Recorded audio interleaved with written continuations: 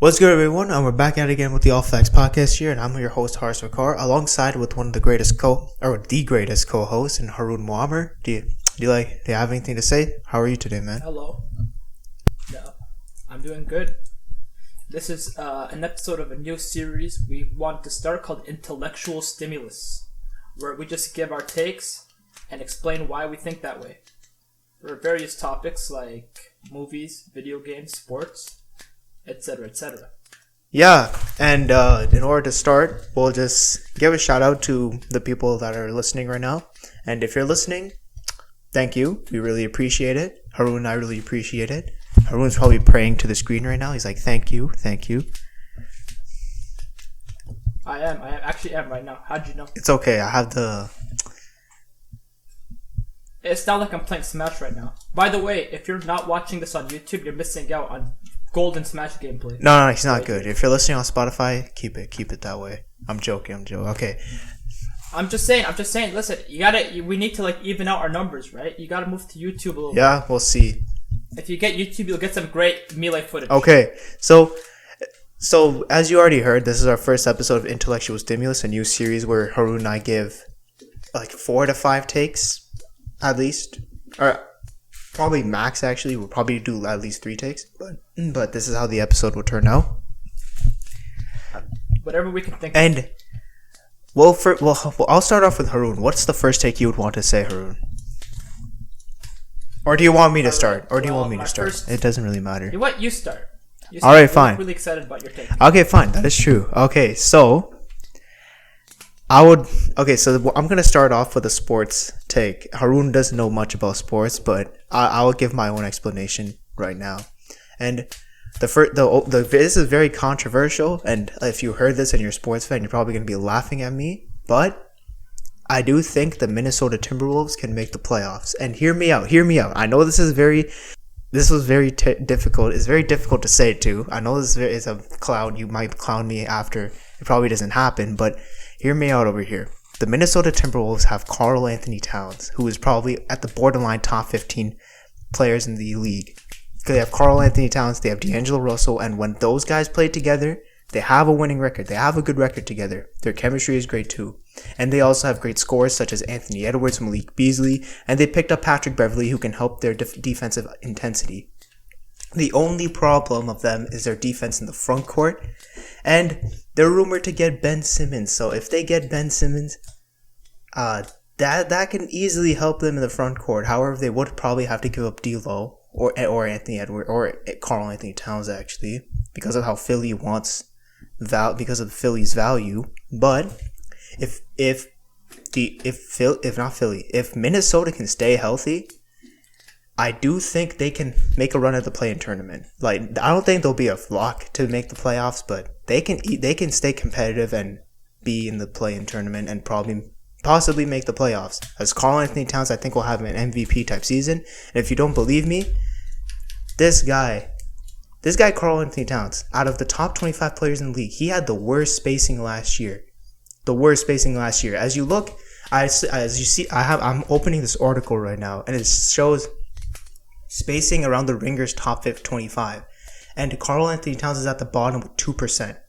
And the guys with the highest percent are pretty obvious, like Rudy Gobert, Donovan Mitchell. They both have a 99, and Kawhi Leonard, PG-13, they both have 97, 98. But Karl Anthony Towns has the worst spacing out of all, which is 2%. 2% spacing is the worst spacing any star has to deal with. And Karl Anthony Towns has taken a big step. Now he's making the right reads. He's a really great playmaker, and he's upped his game. And last year was probably his worst year mentality, as he lost a lot of his family members due to the COVID-19 virus. And Haroon is probably just sitting there bored right now because I've been on a rant for 3 minutes. No, this is. I swear this is interesting. Listen, I'm gonna keep it a stack, right? As someone who is really into history, I always talk history and military and stuff like that, and people give me a hard time. They always think I'm weird. But this sounds exactly like the type of stuff I talk about, right? Like statistics, positioning, defense, offense. Y'all really sounding hella statistical. As this year, Karl Anthony Towns, the year that just passed, he averaged 25, 10, and 5 off really good efficiency, 62% true shooting. 62% true shooting, and he lost like 7 members due to the coronavirus. So he was done mentally. And now with D'Angelo Russell coming back, I do think he might have a bounce back year. But with D'Lo and Cat, both of them healthy, they both have a good record together. And Anthony Edwards will probably take a good step, as for the second half of the year he was averaging like 21 points off okay efficiency. But I do think because of his shot selection, it probably will get better. And if they do trade for Ben Simmons, that's like their missing piece. However, I don't know how the trade package would be like, but I do think this team could make the playoffs or just make a shine. They'll stay in contention of it. Also, another thing about the Minnesota Timberwolves, they actually have depth. They have a backup center, Naz Reid, who is a solid defender at best, but even then, I think just the ceiling defensively on this team is just a passable. It's just a passable defense. And this year, they've got a much better coach than what they had last time, as I believe, I forgot his name, but it'll probably come to me at some point. But they also have depth. They also have Jaden McDaniels, Torian Prince, Josh Okogie. They probably have a lot better guys I'm not even naming, but the Noel guy, yeah, I also forgot about him. And Pat Beverly off the bench, considering D'Lo, Malik Beasley will probably start, and he brings that defensive intensity, as I already said. But I really do think with Anthony Edwards probably taking another leap, and Karl Anthony Towns showing why he's a top 15 player in the NBA, and he could probably have an MVP year, and with D'Angelo Russell probably being fully healthy, as he missed like 30 games for the past year, I really do think Minnesota I think they can make the playoffs. I know it's something hard to believe in, but Minnesota is Minnesota, and they tend to disappoint a lot, but I actually really think Minnesota can make the playoffs with Cat, D'Lo, Anthony Edwards, Malik Beasley, Jaden McDaniels, Josh Okogie, Naz Reid, with that all that depth, Patrick Beverly as well, Noel, Torian Prince, Naz Reid. They have the depth. D'Lo and Cat have a good record while playing together. Anthony Edwards taking a good step. Patrick Beverly bringing that defensive intensity, and with a much better coach. And I'll find the coach's name in a bit. Chris Finch, that's his name.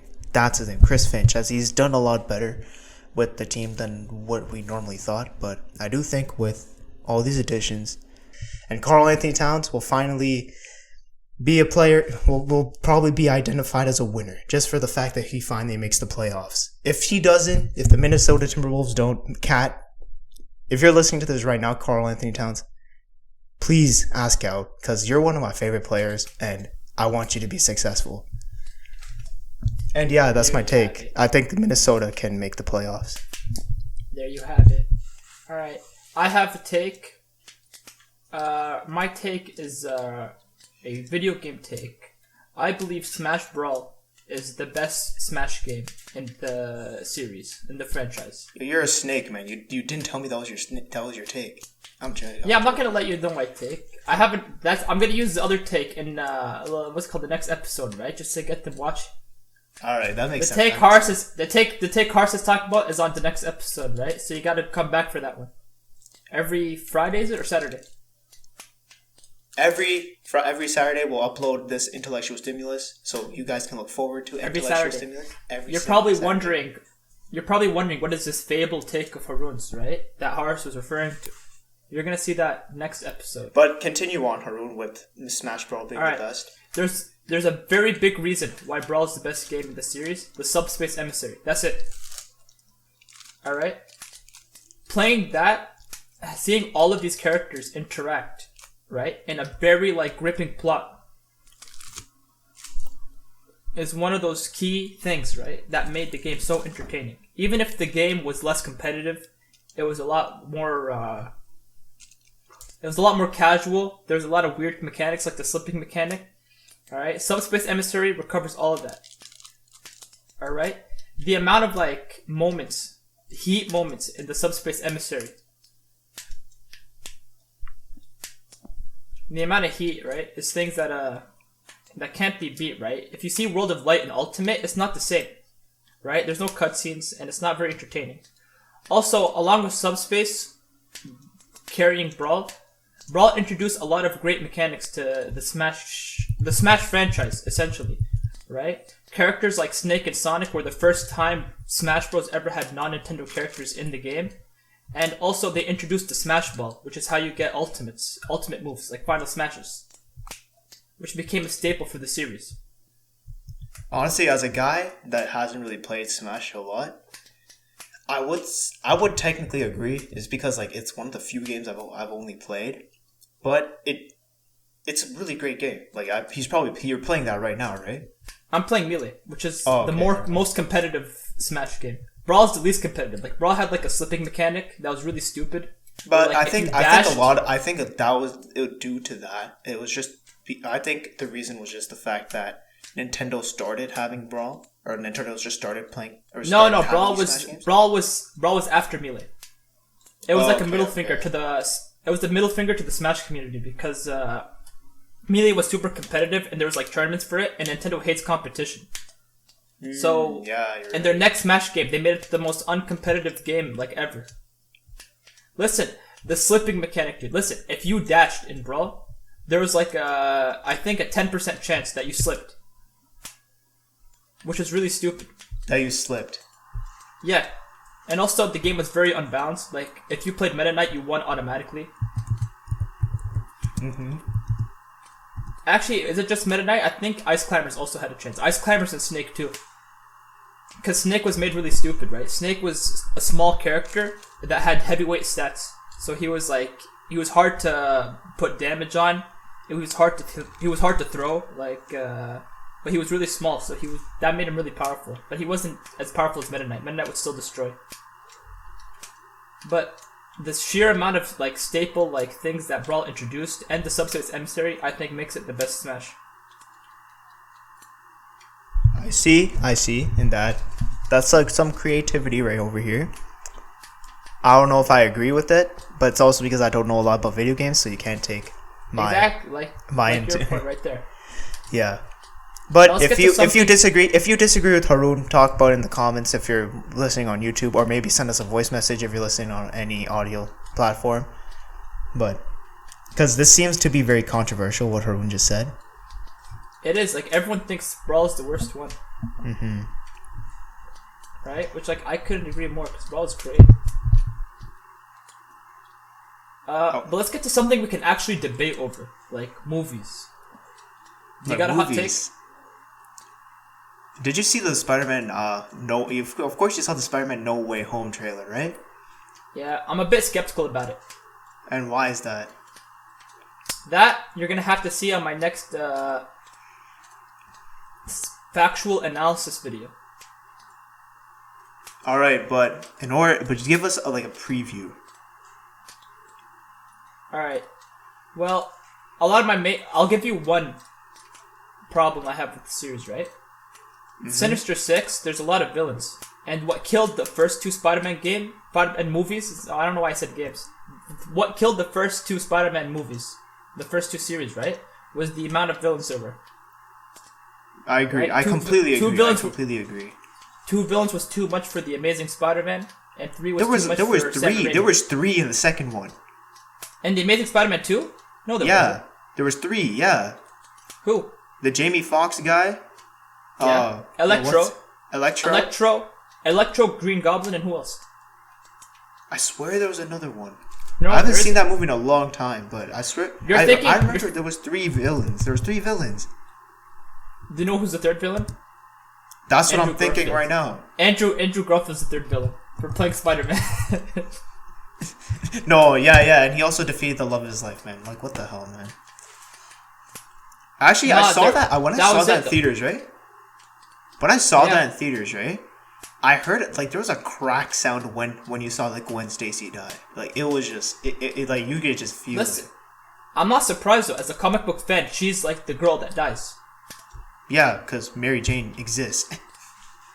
No, like, she dies, especially in, like, the comics. So, like, anyone who's, like, a Spider-Man fan knows this. It's not a real shock. Yeah. I know. I'm talking about, like, the sound. Like, the cracking sound I heard from the...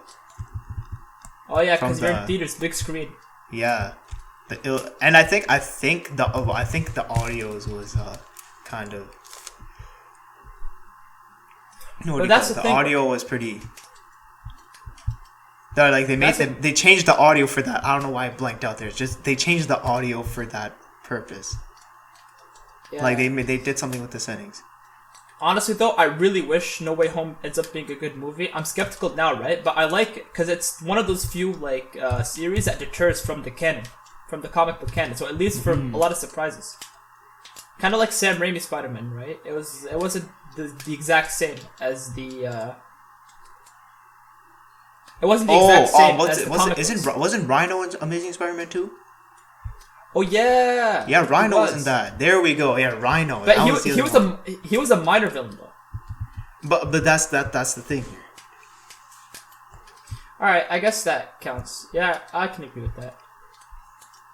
I actually kind of like Rhino in The Amazing Spider-Man. That's why I'm ashamed that the movie sucks. Because there's two types of like canon rhinos, right? There's like the big Russian guy in like the cement armor, and there's like the nerd in the like the robot rhino suit. Basically. So having a bit of both, like big man cement and robot rhino, is like really interesting. It was an interesting premise at the time. But I gotta say, like, the only reason why I saw those Spider-Man movies was because of Emma Stone. Like, it's not that of a thing, but. What do you mean because of Emma Stone? I mean, like, she is good. Damn, bro. Yo, I thought the same thing for Transformers last time, so like you can't. I know that makes sense though, for Transformers. Megan Fox, yeah. Damn, bro, dude. How old were you when those movies came out? Okay, so when in Transformers 2, I was like 5 years old in theaters, sitting as like a little kid in Pakistan. Damn, yo, little kid, you be wildin', dude. I swear. No. Okay, but I wasn't as wildin' as the other people in the cinema. Other people in the cinema, like when she appeared, they all got their phones out and just took pictures. I didn't know what they were doing. That's just why I don't know why. Because when I saw them, I didn't know what they were doing, so I just shrugged it off. But then I realized what they were doing later on. You know what? As much as I diss The Amazing Spider-Man, though, one good thing they had was Andrew's relationship with Emma Stone. It was a really cute relationship. I mean, like, that's kind of what they have to do at this point. You could say it was too cute, though, right? Like, Peter's supposed to be awkward, and this is, like, cool. That's kind of why I like Tobey Maguire as the best Spider-Man. Yeah, he's just because he actually is a geek. That's what he's supposed to be. He's dopey as hell. Yeah, it works. Yeah, like same with Tom Holland and like Andrew Garfield. Like if they were in high school, they probably would have been a popular kid. Tom Holland? I don't think so. I think Tom Holland would have been a popular kid. Nah, he looks like he'd be a theater kid. And not because he's an actor, he just looks like them theater kids. Nah, I would think he's a popular kid. Nah, but he's also like he can pretend to be awkward, and it works. Okay. Can't. Okay, I think we're getting too off topic here because I didn't even mention my movie take yet. So, give me your movie take. Okay, yeah, because you just said No Way Home was best, so we didn't actually give our movie takes yet. But yeah, Haroon, you already know this. Yeah, I've said it to you before. I think Kung Fu Panda is the best trilogy in DreamWorks. I'm gonna have to disagree with you there. I know you do disagree with that because I know how much you love Shrek. Every single time I listen to you, you always make a Shrek reference. No, but memes aside, right? Shrek is genuinely like the best DreamWorks franchise. How? It was so creative. How? Okay, the first one was really good. Second one was better, but the third one and fourth one it was just a curve. It just went down. Okay, third one sucks. I agree, but you can't diss the fourth one. Who the hell is Rumpelstiltskin? Like what? I don't even know how to say his name. Rumpelstiltskin. I'm actually listen. Rumpelstiltskin is the best villain in the Shrek franchise. I swear to God. No, he's not better than Lord Farquaad. He's not better than Lord Farquaad. He is better. He's not better than Lord Farquaad. Listen, there are actual stakes in Shrek 4. In every other movie, like, the worst that could happen is that he goes back to his swamp and lives lonely again. And this one, he dies if he doesn't get the kiss, yo. He actually, he ceases to exist.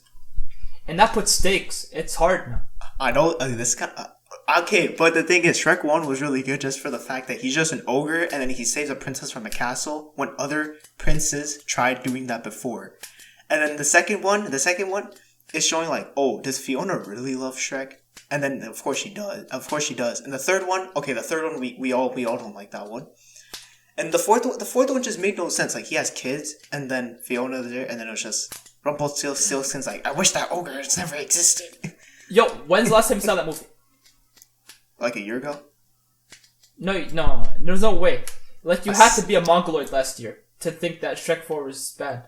I would have forgiven you for saw it like as a kid. It wasn't bad. It just wasn't really good. It's a movie about Shrek now given everything he wants feels unsatisfied. It's a good movie. It's a good message. And then he's stripped away from his blessings and he realizes how good he had it. And he realizes that he shouldn't be ungrateful. It's a good premise.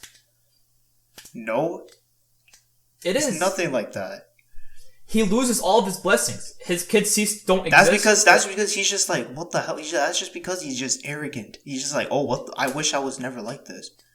Yeah, he's Shrek, dude. That's the whole. His character is like because that. He's Shrek. He wants to live with Fiona in a swamp, but he doesn't. Yeah, man. People change over time, dude, and he does want to live with Fiona. He's just a little frustrated that everyone treats him like a joke, which I understand, man. Right? Like, look at that scene. What? I'm saying I kind of understand that. It's kind of like a message to what Shrek has become after Shrek the Third, a joke. But the thing is, like, he's an ogre. He always wanted one thing, and that's for people to be afraid of him. You mean people to love him? No, afraid of him. Because every single time people saw an ogre, they're like, "Oh my gosh, an ogre! Let's run away." He always wanted that, and even in 4, he wanted that, and then he just decided, "Oh, okay, I do have the blessing of being not made fun of," but at the same time, he's an ogre. He always wanted that. No, but like no one's afraid of him. That's the thing, though. Everyone treats him like a friend, dude, right? And he doesn't want. That was after. That was after his Fiona, but that he didn't want. That was after he met Fiona, but he didn't. He wasn't like that in the front. He didn't want to be that from the start, and he didn't. He's not like that from the start. And I'm just gonna say this. Dude, and here's the thing: Rumpelstiltskin's a good villain. He's actually intelligent. I'm just gonna ask you this: how is Shrek better than Kung Fu Panda? Because the reason why Kung Fu Panda is big is because they have probably the best characters and they have the better villains. Listen, best characters, I don't know about that one, right? Like, they have good characters, I do definitely agree. But, like, characters like Viper and Mantis, right? Like, anyone who isn't Po or Tigress or Master Shifu, right? They don't really matter. Come on, you can't disrespect Monkey. I'm disrespecting Monkey to your face, dude. He doesn't matter. What? He doesn't provide plot significance. Just because it's voiced by Jackie Chan doesn't make him special. Exactly, it's voiced by Jackie Chan. Listen, it's funny. Like you need characters like that. I'll admit, Kung Fu Panda has the best villain, right? Shen, Tai Lung, and Kai are better than Rumpelstiltskin. No, listen, Tai Lung I didn't like that much. I'm keeping it stacked. Like, he was terrifying for most of the movie, but after like the ending with like where Po like makes a joke out of him, it's not funny, right? But that just shows who Po is. Po doesn't care. Doesn't care how scary you are. He'll just treat you like a joke, whoever you are. But Shen broke Po. That's because he figured out his past with his father and mother. But when he realized his father was alive, exactly, he was like, oh. Exactly, he broke Po. And that's what made it so compelling. But right? that just proves how great of a villain Shen was. Yeah, he was. That's what I'm saying. It makes Kai and Tai Lung look kind of like mediocre in comparison. Mm-hmm. But they're still good villains. Not as good as Rumpelstiltskin. Rumpelstiltskin is like Shen tier. No, he's not. No, he's. I swear to God. No, he's not. Because just like Shen, dude, Rumpelstiltskin broke Shrek. Nah, no. Yeah, he did. No, he didn't. What do you mean he didn't? Did Shrek make a joke out of Rumpel? No, he didn't. At the end, when all the witches were, what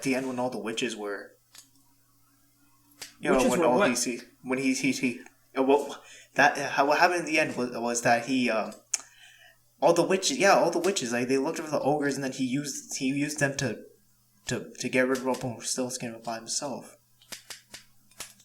What? What are you talking about? Yeah, he used his own ogres to attack Rumpelstiltskin, and he used the witch, and then the witches not help them, but then he used the witches to get rid of Rumpelstiltskin. Did he use the witches? Yeah, because didn't they have the power, and then they. But at the end, it showed at the end it did show how Shrek was in love with Fiona, but we already knew that from the start. No, wait. Go back to witches. Wait, how did the witches betray Rumpel? I didn't say they betrayed him. Like, what do you mean they used their brooms, right? Or what are you talking about? Their potions, yeah. What potions? No, not the potions. I said they had potions, right? I'm lost, dude. I don't know what you're talking about. What I remember was like the scene with like the dragon, and like Shrek and Fiona are like trying to reach for each other, but the trains pulled them apart, and Rumpel's laughing in the middle. And then the dragon, the dragon decided to kill Rumpel, yeah. See, exactly. The fact that you don't remember the movie shows really like how little you know about it. Yeah, because it wasn't good. I would remember if it was good. It was a good movie. It was okay. Right? It was okay. Nah, it was good. It was good. It was, listen. What makes Shrek like and Tai Lung? perfect? Okay, just because Poe made Tai Lung out of a what do you call it? But out of a joke, basically. But Tai Lung was just furious. He was just furious. No, but only when Poe did the skadoosh on him, that's when it was like, oh.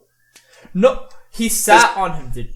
That was just a coincidence. They were just both fighting down the thing, and then he says, "Oh." No, they weren't fighting. They didn't fight. They just recreated the scene from Pope training with Shifu. Like that final fight was what I was hyped for. The whole. But movie, that's what it showed. That just shows how Poe developed. It just shows like, oh, this guy was just a fat panda, but it's like, okay, now he's like, oh, now he's the fat panda. Listen, that's how it ended. That's how Tai Lung was just boom, boom. That's it. Me personally, I'm not one that care about heroes that much. I mostly care about villains, right? I care about villains too. If your villain looks like a joke, your show's not compelling. Exactly, Rumpelstiltskin looked like a joke. He wasn't, dude. He broke Shrek. Tai Lung broke everyone, and that made. But he didn't break Poe. He didn't break Poe though. Because he didn't know Poe. Poe didn't know him. Poe knew who Shrek was though. Doesn't matter. Like Rumpelstiltskin knew because Tai Lung's goal wasn't to break Poe. Tai Lung was just to get the golden scroll. Okay, but if the Dragon Warrior has the scroll, what could have Tai Lung done, bro? He could have stole Poe's dad, let's say. But he didn't know it was Poe. That's just what it was. That's true. Because when he was on that bridge thing with Tigress, and then he's like, "Oh, where's the Dragon Warrior?" And then Tigress said, how do you know you're not looking at it?" And he said, he didn't know who the Dragon Warrior was. Okay, what about using Master Shifu's bait? Right? Your master or the scroll? Mm-hmm. Right? That would be more compelling. But his goal was to get rid of Shifu, then take the scroll. He didn't know the Dragon Warrior would intervene. But the Dragon Warrior has the scroll. He literally shows him the scroll, right? What does the man do? He attacks him straight up. Mm-hmm. When he saw the scroll, he said, "Oh, it's just a fat panda." And then he's like, "Oh," but he didn't. But he just underestimated Poe. He didn't know how powerful Poe was. He didn't care about Poe. He was like, "Okay, whoever the Dragon Warrior is, I'll just take the scroll from them." And then he's like, "Oh, it's just a fat panda." That's why he's like, "Oh, this is easy to get." But then he underestimated Poe, and Poe was basically had a good character development because of how he trained with Shifu. I think if they wrote it better, Tai Lung could be more like a more interesting villain, right? But like the way he was now, the way he ruined him, the way he was ruined at the end. Instead of me looking at Tai Lung beating like the Furious Five, saying "Damn, Tai Lung's strong," I'm thinking, "Damn, bro, the Furious Five are a bunch of losers." But then it just shows how strong Poe is. Yeah, I could see that, but still. Right, Tai Lung isn't very. And also the thing is, the scroll. What was in it? Nothing.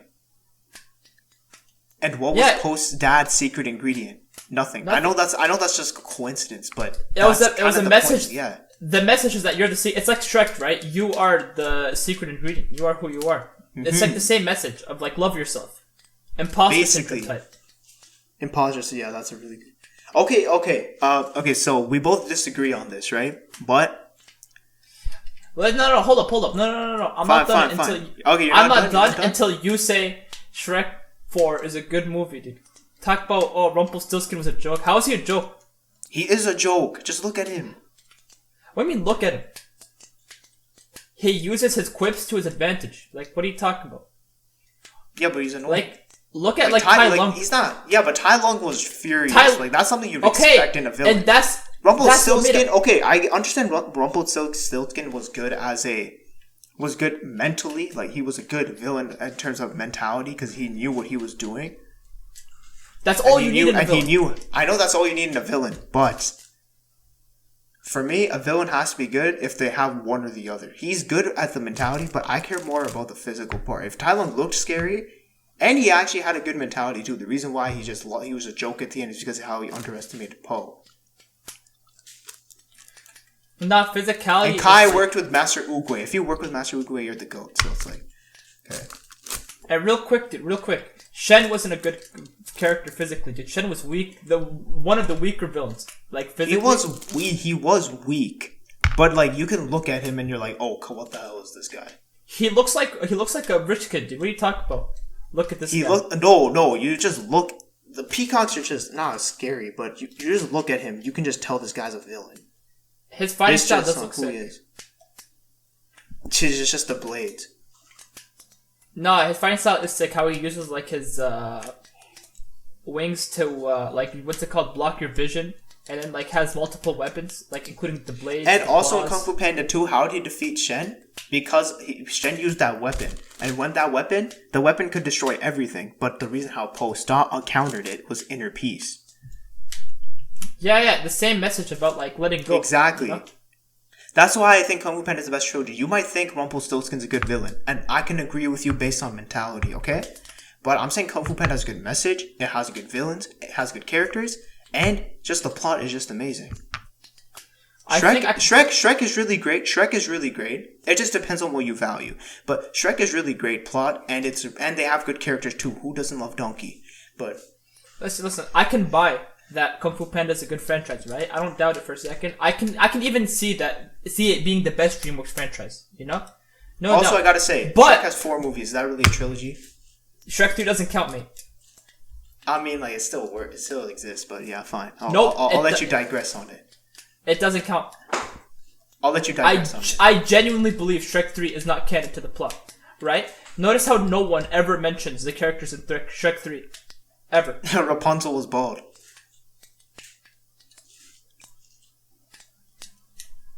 Yeah, but they're never mentioned. Yeah. I mean, like, Donkey never goes like, hey, yo, Shrek. Remember Prince Arthur? Shrek? You know, never. Prince Arthur. Prince, like, exactly. Right? And he's never seen again. You know how, like, in Shrek 4, they still show Fiona's mother and what's called 3 little bears, or the 3 piggies, I meant. The 3 piggies, like, 3 blind mice. They show, like, the characters from the first 2 movies, right? Because it's part of the franchise. You never see Merlin, Arthur, the princesses, and I'm glad you don't see them because the movie sucks. They have no reason to exist. But I don't you see them? No. You don't? No. I swear Arthur was in the movie. He wasn't. Oh yeah, he wasn't. You were probably scrolling through Instagram while watching the movie. Honestly. No, I wasn't. I was actually watching the movie like last year. I saw the movie like last year. I'm not kidding you. The reason why I don't remember a lot because it wasn't that good. It was a very good movie. Like, here's the thing. Was Puss in Boots? Was Puss in Boots in the 4th one? Yeah, he was. Yep. He was fat. He was at the end. Yeah, he was at the end. Dude, literally, Puss in Boots created Fat Thor before Fat Thor. All right. Basically. Right. A movie that revolutionizes is a good movie. And you're gonna tell me Puss in Boots movie was really that was a bad movie. What? Puss in Boots, the movie was a bad movie, dude. It was okay. Yeah, it was okay, like you said, right? But you're not gonna put it in the same tier. Oh yeah, of course not. Of course not. Of course not. As Shrek 4. All right, Shrek 4 is goated. No, the first Shrek was the best one. Actually, maybe the second. I say the second because look. Yeah, I say the second. The first one is mostly jokes with a little bit of seriousness. The fourth one is mostly seriousness with a little bit of jokes, and the second one is the perfect mixture of both. Yeah, I can see that. But one thing I would say, Megamind is the goated movie of all. Yes. DreamWorks. Because if Megamind, okay, fine, that's something we can both agree with. That could have been a take for another day, but let's just move on. And we'll get more into that one later. Next episode. Watch it every Saturday. Or listen. Okay, so one thing I was actually gonna say. Have you heard Donda yet? No. I really should, but I just haven't heard it yet. I don't know. This was like the most hyped up album in the year, and you just decide not to. I was like, okay. I know you're not a big music guy, but even then, it's like you have to listen to it. Like, I listen to music, right? But like, I was like, hey, I could listen to this, or my computer's open. I could play some Tekken. Who knows, right? Solitaire's open. Right? So, like, I never really got to it. But I probably should listen to it. Okay, I would say one thing. Okay, for those of you who listened to Donda, my opinion on it was that it didn't live up to the hype, but it was still good. It was very overhyped, but it was a really good album. And the more I listened to it, the more I convinced myself it's a good album. The only reason why I'm keeping Donda, like, not on a good tier, as I don't have it's a top 5 Kanye album. But the reason why is just for the fact that I'm not a huge fan of, like, Kanye's Christian rap. And that's just my opinion.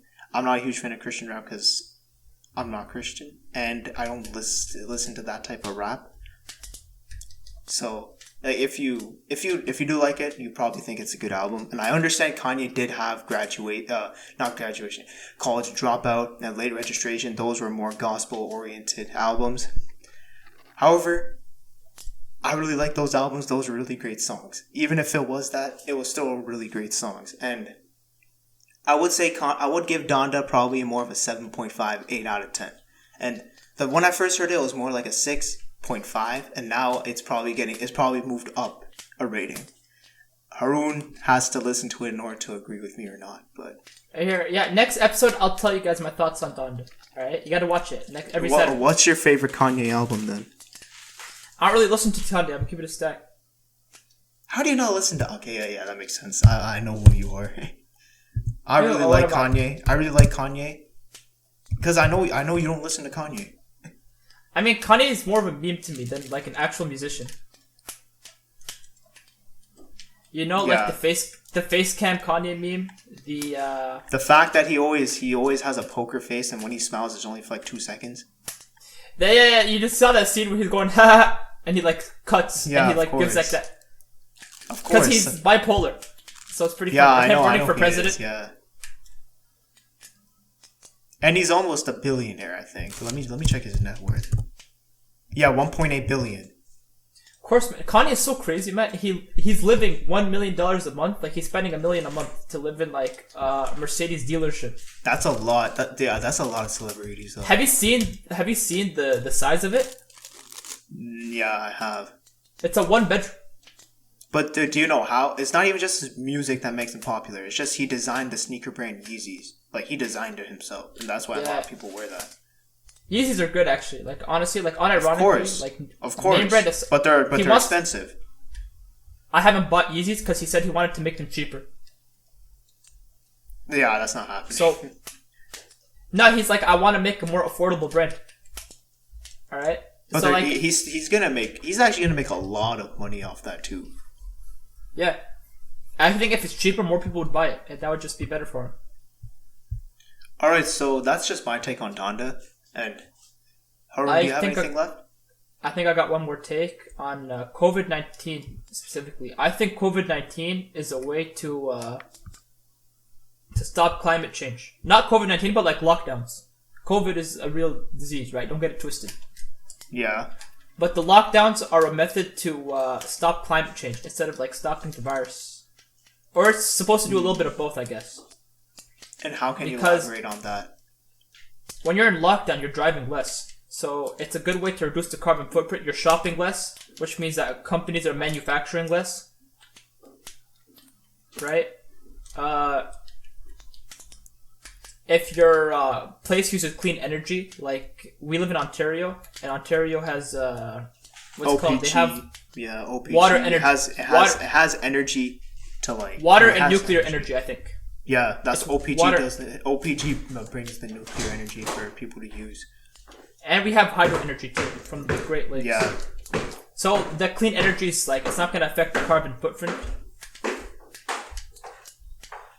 I agree. I completely. I don't really. Statistic- I think it really does nothing to the carbon footprint than what you're saying. But I would admit it probably does help climate change a bit, but I don't think it has anything to do with the carbon footprint. It does because companies are also like it's more than just driving, right? Companies are shifting. Yeah, but less because supply and demand. I do agree with you with we're driving less, so less gas is used, but a lot of people are staying home, and the more you stay at home, I think it just balances out with how much you drive, because more electricity is used, more natural gas is used, more heating oil is used, and it depends on how many people you live in your house, and there's a lot of water usage in your house too. Because I saw this graph.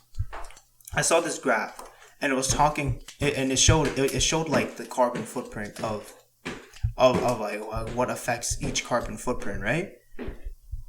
And then so travel was 31% of it, and since that is less, that makes a lot more sense, right? But inside houses, it's 24% out of the carbon dioxide used every year. Look, you gotta understand, it's more than just driving then. But it's like small to medium-sized businesses are manufacturing and exporting less. They're not shipping as much as they are before. I don't think they're shipping at all because their companies are bankrupt right now. Some of them, yeah. Huge corporations are exporting less meals, right? Because there's less people ordering it. But there's more people. Okay, but there is more people at home, and services.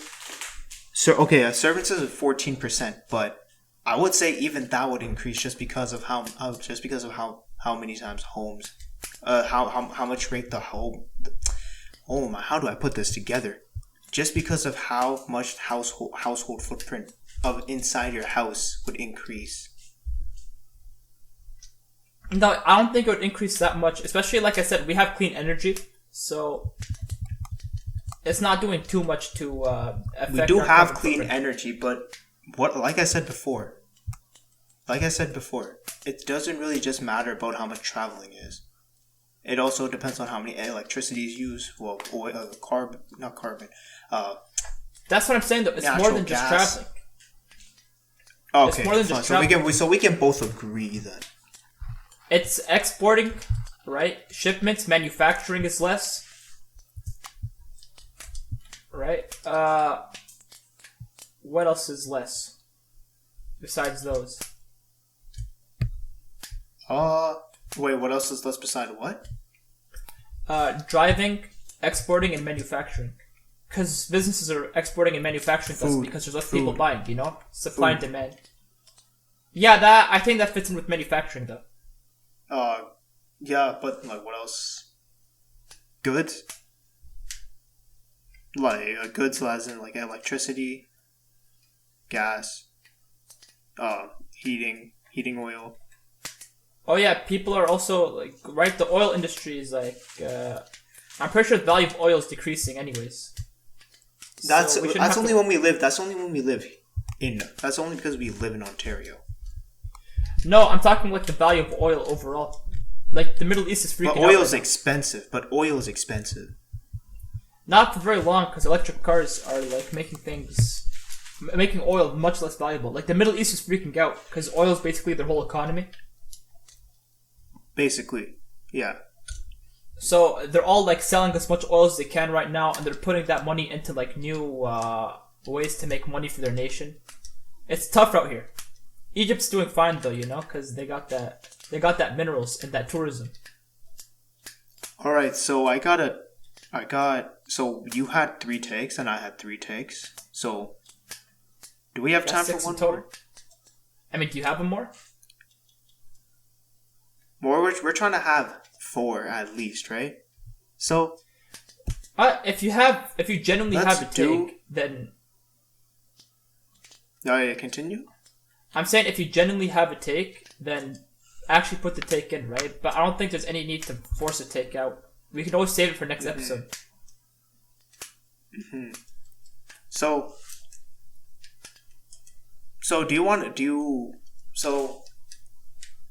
if you're listening, we thank you for listening, and we're also going to start another type of series apart from intellectual stimulus known as factual analysis. Haroon has one ready. I have one ready. I'm not going to tell you what it's about, but you can probably guess what it's about. You already knows what Haroon's is about because he already talked about it. My skepticism on Spider-Man No Way Home. And factual analysis are more like higher production video. Factual analysis is also just one of us. So you're not going to hear both of our voices. It's only going to be one of us. So if you like Haroon's voice, give his a listen. If you like my voice, give mine a little listen. But listen to both of ours because we probably both have the same opinions half the time. So, or not, except for this episode, we kind of showed who has what's different between. Yeah. But actually, I do have a video game take, and it's not. Yeah. Well, and you want to tell it now, or do you want to save it next week? I'll say it right now. All right. Valve has the best games of all time. I think everyone agrees with that, though. Come on. Okay, but I'm not that big of a gamer, so I don't know who actually. Valve revolutionized the gaming industry. So. Yeah. Like, I'm talking Half-Life, Team TF2, Fortress, Dota. Portal Dota, Left 4 Dead. Left 4 Dead is alone, dude. Oh yeah, I actually had one take about the vaccines. It completely came back to me.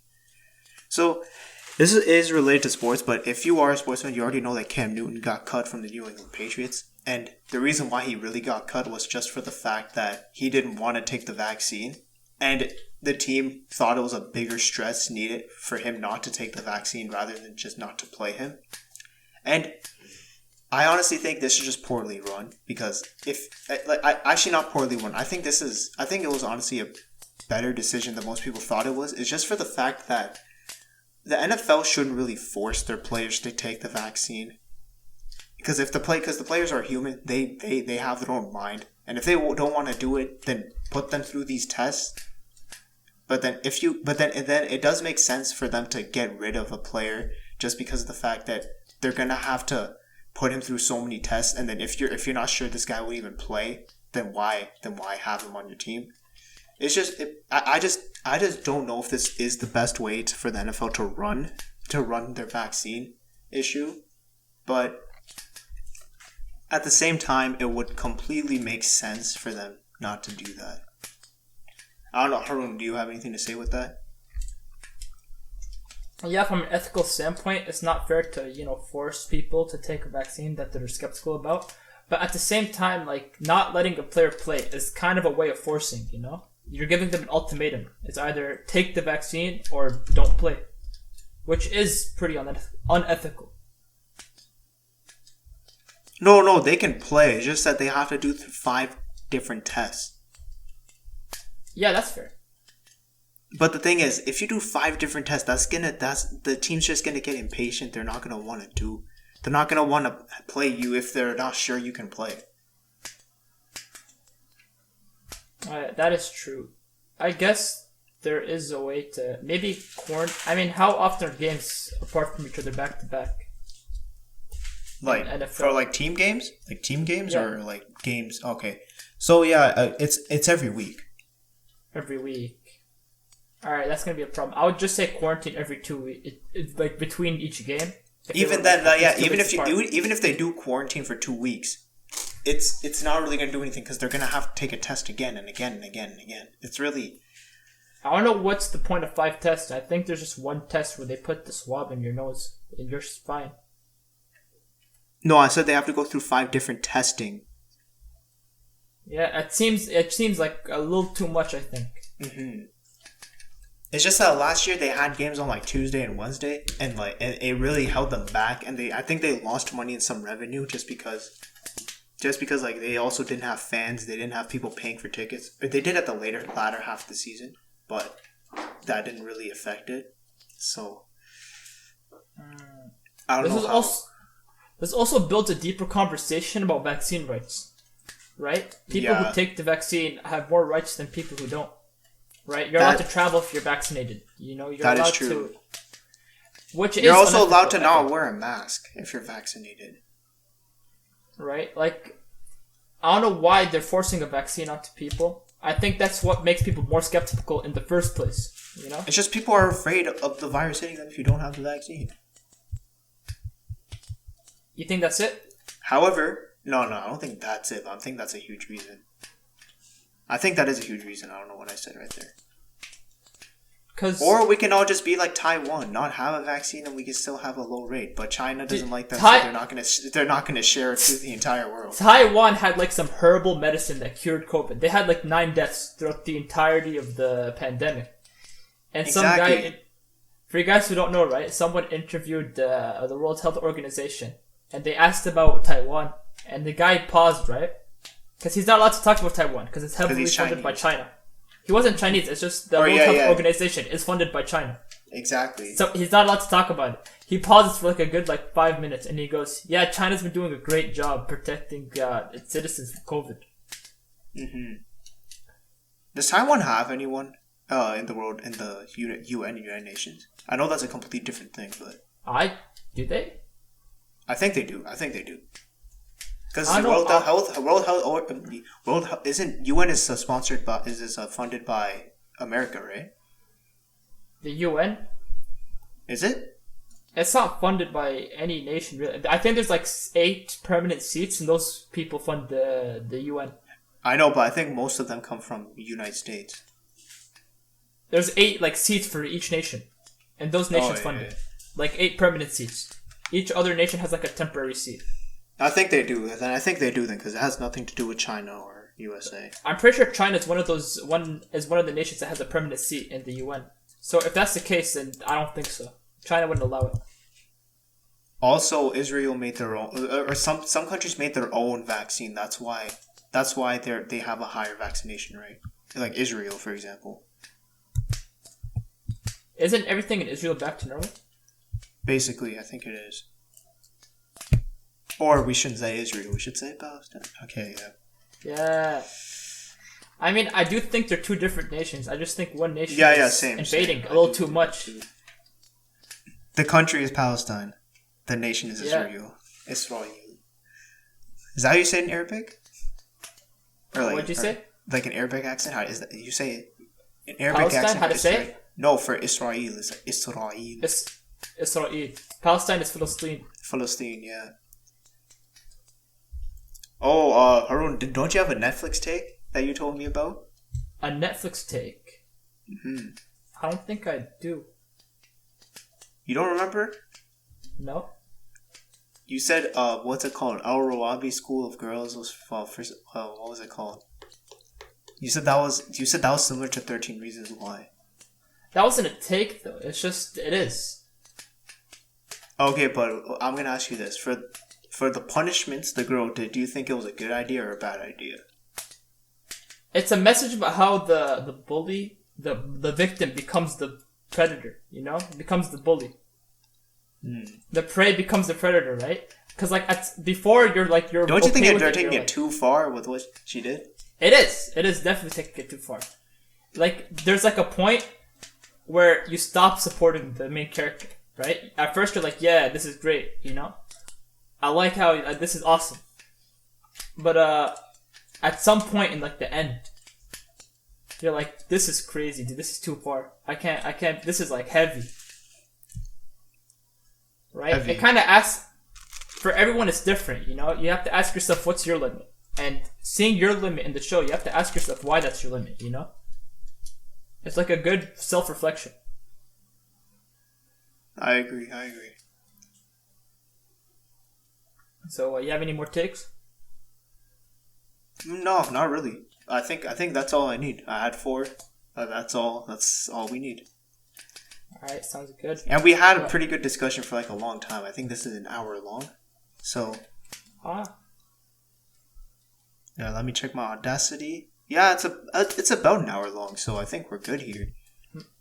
Well, if you guys enjoyed the video, please give it a like and subscribe so that we can get promoted by YouTube and maybe get a partnership program. And I think I said this like minutes ago, but if you're listening, thank you. We really appreciate it, and send the message to your friends. And the more you listen, the more content we'll put out there. And Haroon, do you have anything to say before we leave? Just a nice thank you, and let's have a little moment of silence for the Smash gameplay right here. I'm playing against Smarth, and after I win, the video will end. Just a little quiet gameplay. Alright, you gotta tell me when it ends, but I will say, thanks for listening to this podcast. Hopefully you check out our previous content, and this is the All Facts Podcast, and we're out. Yep. And we have to listen to Haroon's gameplay, so have fun with that.